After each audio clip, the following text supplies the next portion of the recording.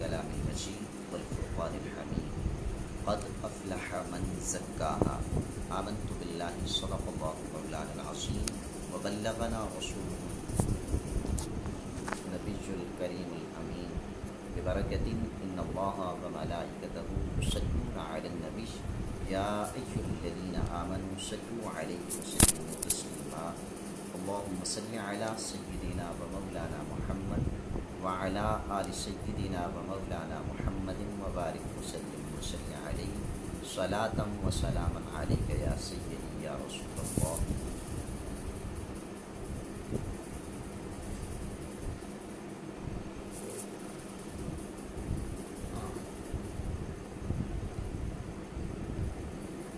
Scholars of Minhaj Facebook page کے تمام viewers کی خدمت ناظر میں ہدیہ عقیدت کی بات. سب سے پہلے میں ہدیہ تبریک پیش کرنا چاہوں گا بالخصوص اسکالرز آف منہاج اس پیج کی پوری ٹیم کو اور پیج رسول صاحب جنہوں نے یہ پیج بنایا اور پوری دنیا میں مختلف مقامات پر بیٹھے ہوئے منہاج القرآن کے اسکالرس کو ایک پلیٹ فارم مہیا کیا تاکہ وہ ہر گھر تک اللہ اور اس کے رسول کا پیغام پہنچا سکے. اس دعا کے ساتھ اللہ رب العزت حضور الہی ان کی اس کاوش کو اس کوشش کو اپنی جناب میں شرف قبولیت سے نواز اور ان کی توفیقات میں اضافہ فرما. ناظرین کرام، آج ہم جس موضوع کے اوپر گفتگو کر رہے ہیں وہ موضوع ہے تصوف اور عصر حاضر کے تقاضے. ناظرین کرام، قرآن مجید فرقان حمید میں اللہ رب العزت نے ارشاد فرمایا بے شک وہ کامیاب ہو گیا جس نے نفس کو کیا کر لیا، پاکیزہ کر لیا. اور تصوف بھی بنیادی طور پر کس بات کا نام ہے؟ تصوف اس کے جو مختلف نام ہمیں کتب میں ملتے ہیں، کبھی زہد ہے، کبھی احسان ہے، کبھی سلوک. اس اعتبار سے جب ہم دیکھتے ہیں تو تصوف کے علم بردار یا اس کشتی کے جتنے بھی مسافر ہیں وہ سبھی کے سبھی ایک ہی میسج ڈیلیور کر رہے ہوتے ہیں. وہ میسج کیا ہے کہ اللہ اور اس کے رسول کے جھنڈے تلے جمع ہو جانا، اللہ اور اس کے رسول کے بتائے ہوئے احکامات کے مطابق زندگی گزارنا، یہی تصوف ہے. اب ہم یہ دیکھنا چاہیں گے کہ تصوف کا لغوی اور اصطلاحی معنی کیا ہے. پھر اس کے بعد ہم عصر حاضر میں تصوف کے حوالے سے چند گزارشات جو ہے وہ آپ کے سامنے رکھ کر اجازت چاہیں گے. سامعین یہ شام تصوف کس بات کا نام ہے اور صوفی کون ہوتا ہے یہ جاننا ازحد ضروری ہے تاکہ ہمیں آج کے اس پرفتن اور تشکیک زدہ دور میں بھی اپنے ایمان کے بچاؤ کا راستہ آسانی سے میسر آ سکے. ہم ان لوگوں کے ساتھ، اس گروہ کے ساتھ، اس کنبے، اس قبیلے کے ساتھ جڑے رہیں جو اللہ والوں کا ہے، جس کا مقصود کیا ہے؟ اللہ کی طرف دعوت دینا. جس کا مقصود کیا ہے؟ تعلق باللہ جو ہے اس کو مضبوط سے مضبوط تر کرنا. جس کا مقصود کیا ہے؟ اللہ کے رسول کے عشق میں ہمہ وقت آنے والوں کو ان کی آنکھوں کو تر رکھنا اور ان کے سینوں کو جو ہے اس عشق سے معمور کرنا.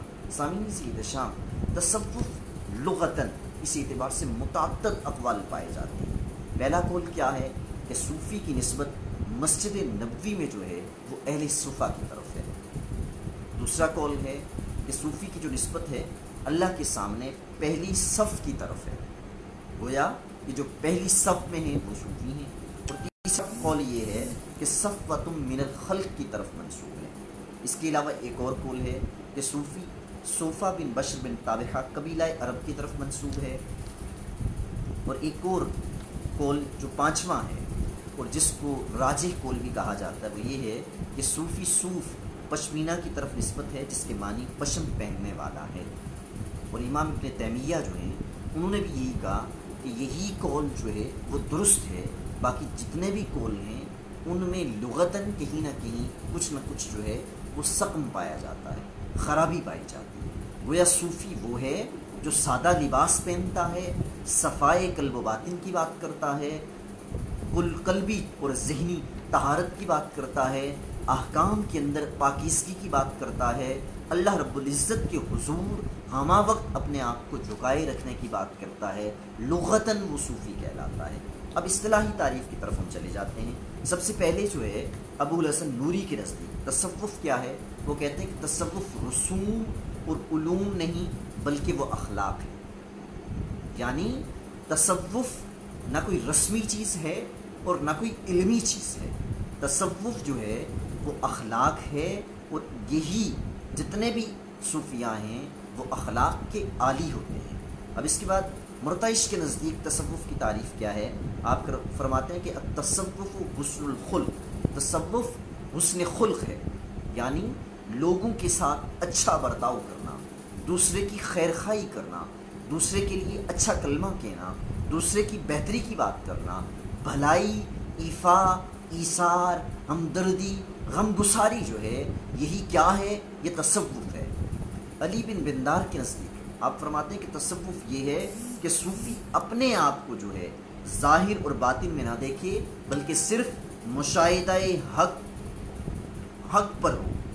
ان کے نزدیک کیا ہے کہ صوفی نہ اپنا ظاہر دیکھتا ہے نہ اپنا باطن دیکھتا ہے، بلکہ وہ ہمہ وقت اللہ رب العزت کے جلووں میں گم رہتا ہے. وہ ہمہ وقت اللہ رب العزت کے حضوری کا خواہش مند ہوتا ہے.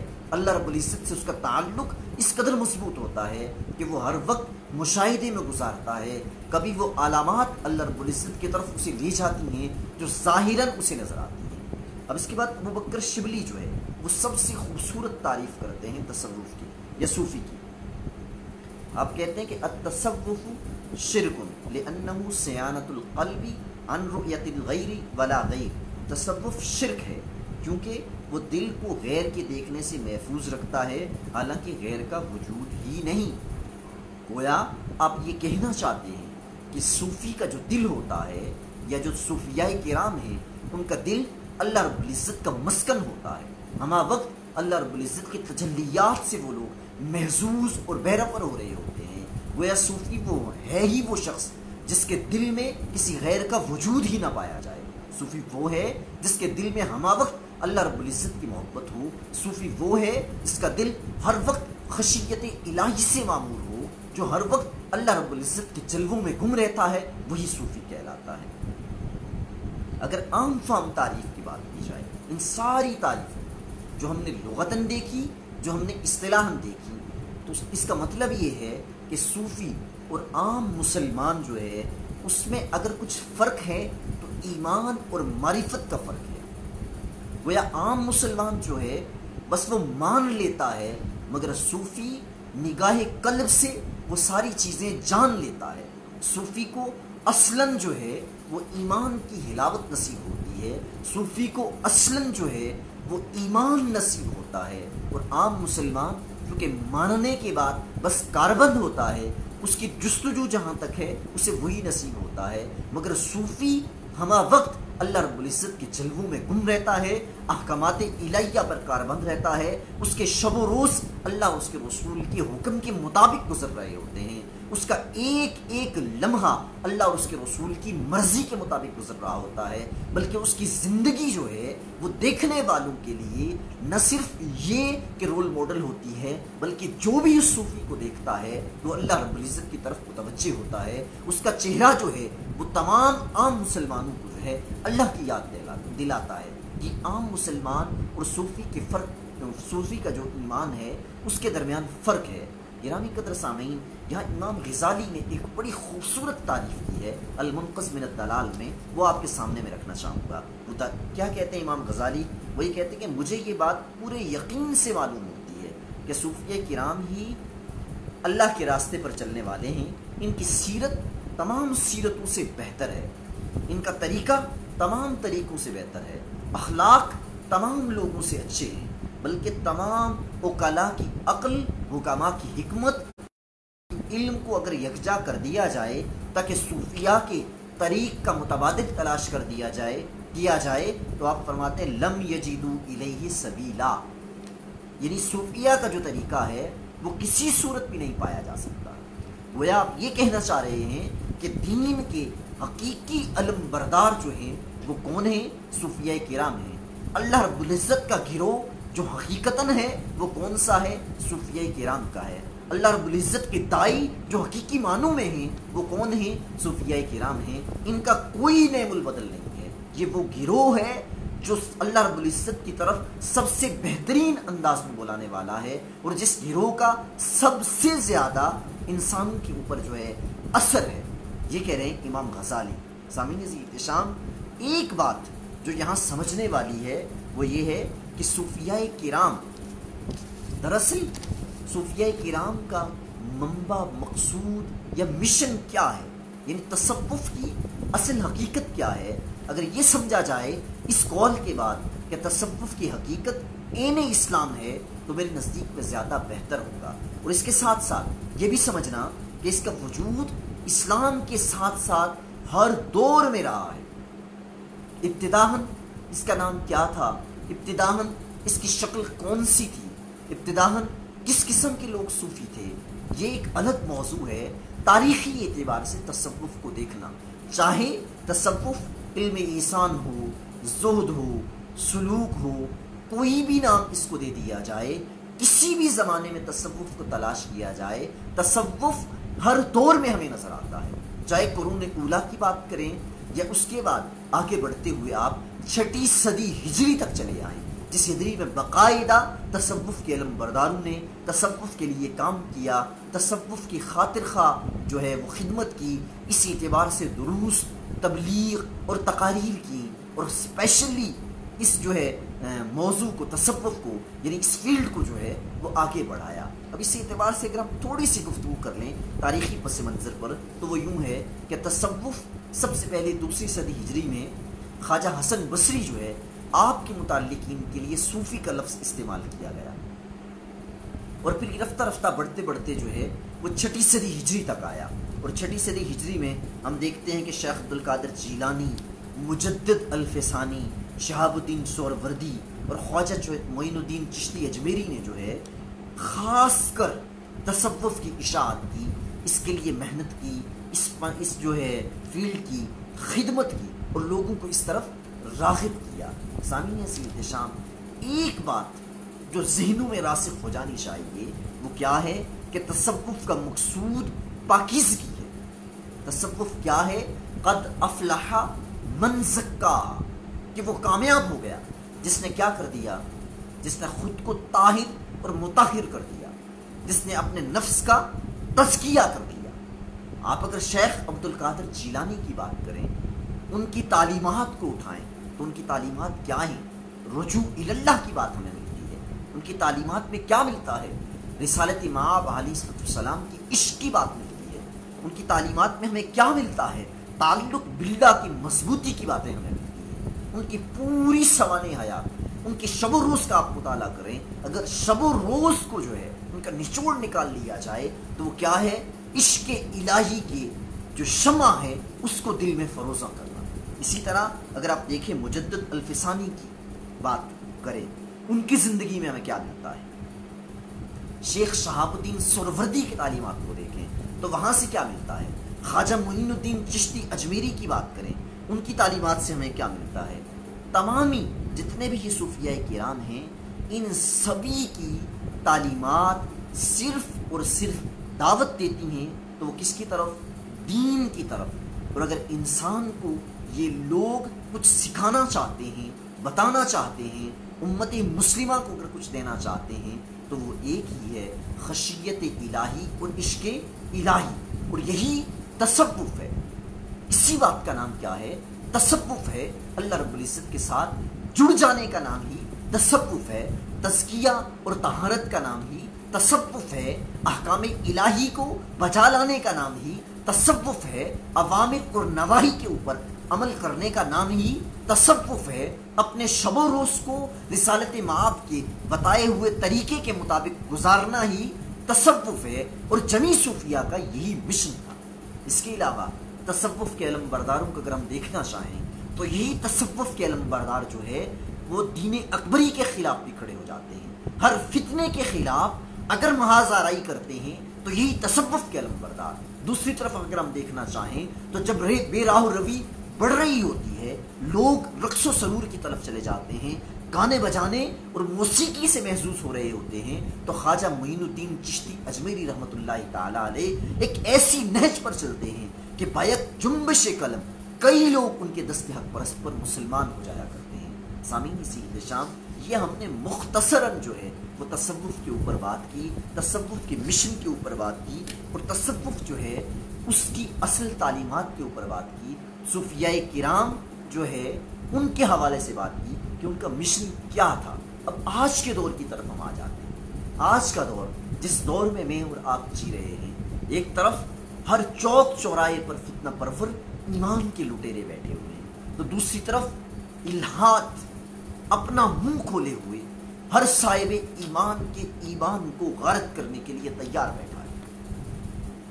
گرامی قدر سامعین، یہ وہ دور ہے جس دور کا نقشہ کھینچا تھا کریم آقا کی حدیث مبارکہ کے مفہوم نے، کہ ایک زمانہ ایسا آنے والا ہے کہ لوگ جب گھروں سے صوبوں کو نکلیں گے تو مومن ہوں گے، اور جب شام کو دوبارہ گھروں کی طرف لوٹیں گے تو کیا ہو جائے گا؟ وہ کافر ہو جائیں گے۔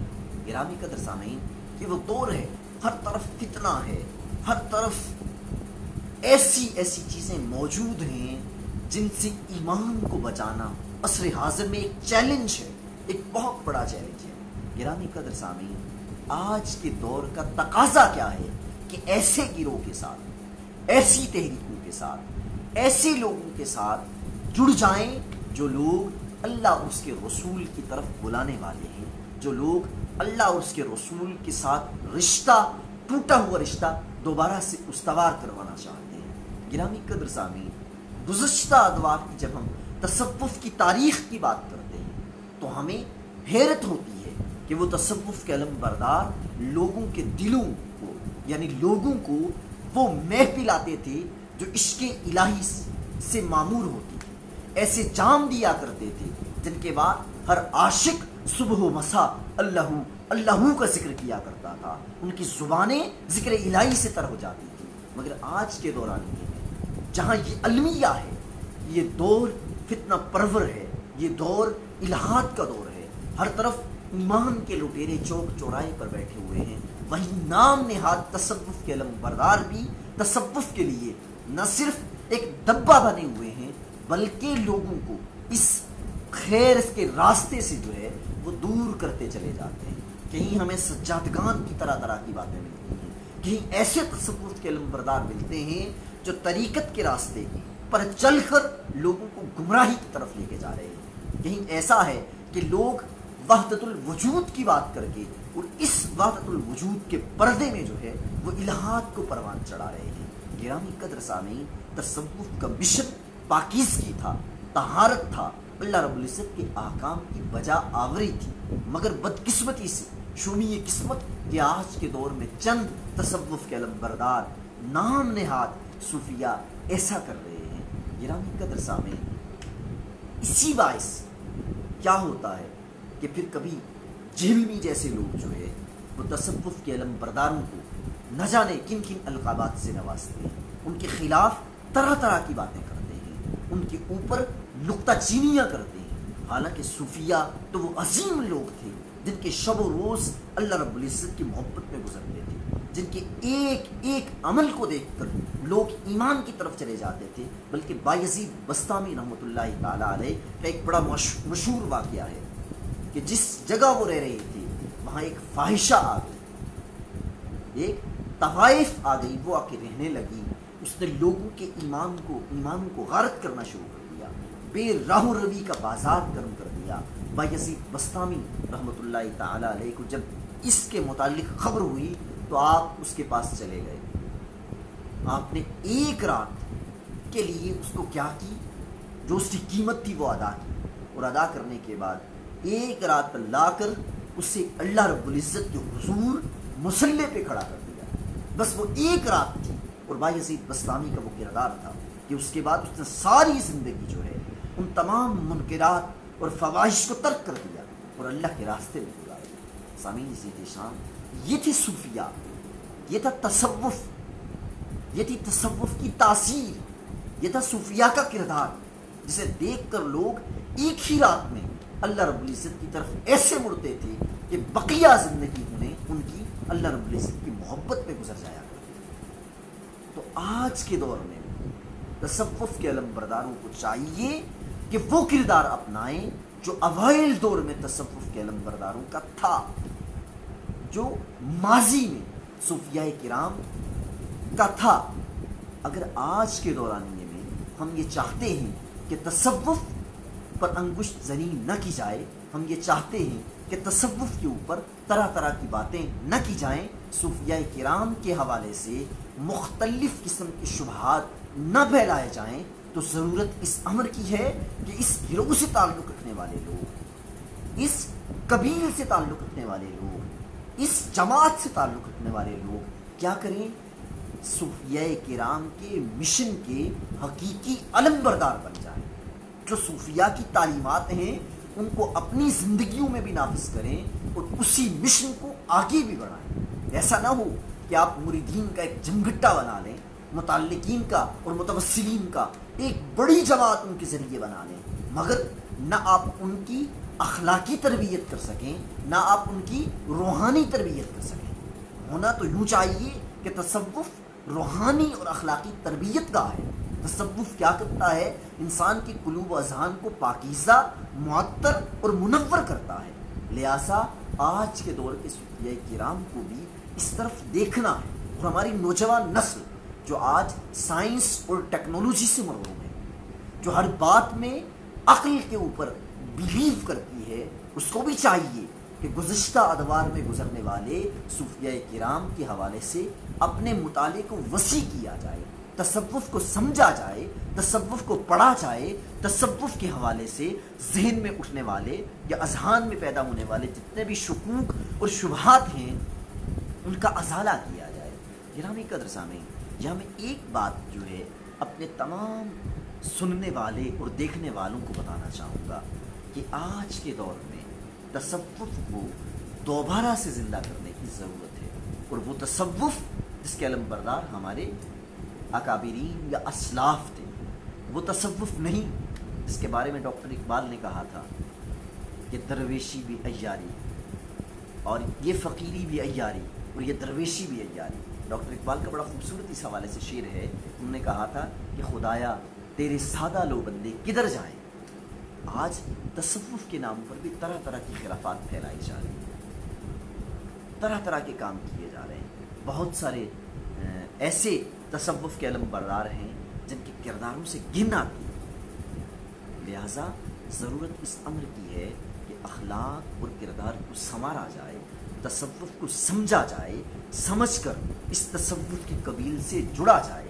اس لیے کہ امام غزالی کی تعریف میں نے آپ کے سامنے رکھی کہ اگر تمام عقلاء کی عقلوں کو جمع کر دیا جائے، حکماء کی حکمت کو جمع کر دیا جائے، علماء کے علموں کو جمع کر دیا جائے، اور ہم یہ کوشش کریں کہ جو صوفیاء ہیں ان کے راستے کا متبادل تلاش کریں، لم یجدوا الیہ سبیلا، تو ان صوفیاء کے راستے کا متبادل نہیں ہے، ہمارے پاس کچھ نہیں ہے۔ چونکہ صوفی وہ لوگ ہوتے ہیں جو انسان کے اندر کی، یعنی انسان کی روحانی اعتبار سے تربیت کرتے ہیں، پرورش کرتے ہیں، اور اپنے ساتھ ہر جڑے ہوئے شخص کو اللہ اور اس کے رسول کے راستے پر چلنے کی نہ صرف دعوت دیتے ہیں، بلکہ جب اسے اللہ اور اس کے رسول کے راستے پر چلاتے ہیں تو ہمہ وقت اس کی پشت پناہی بھی کرتے ہیں، اور یہی مرشد بھی ہے، یہی صوفی کا کام بھی ہے۔ سامعین ذی احتشام، میں آخر میں اسکالرز آف منہاج اس پیج کے ذریعے تمام دیکھنے والوں کو یہ میسج دینا چاہوں گا ڈاکٹر اقبال کی زبانی کہ یہی مقصود فطرت ہے، یہی رمز مسلمانی، اخوت کی جہانگیری، محبت کی فراوانی، بتانے رنگ و خوں کو توڑ کر ملت میں گم ہو جا، نہ تورانی رہے باقی، نہ ایرانی نہ افغانی، وما توفیق اللہ۔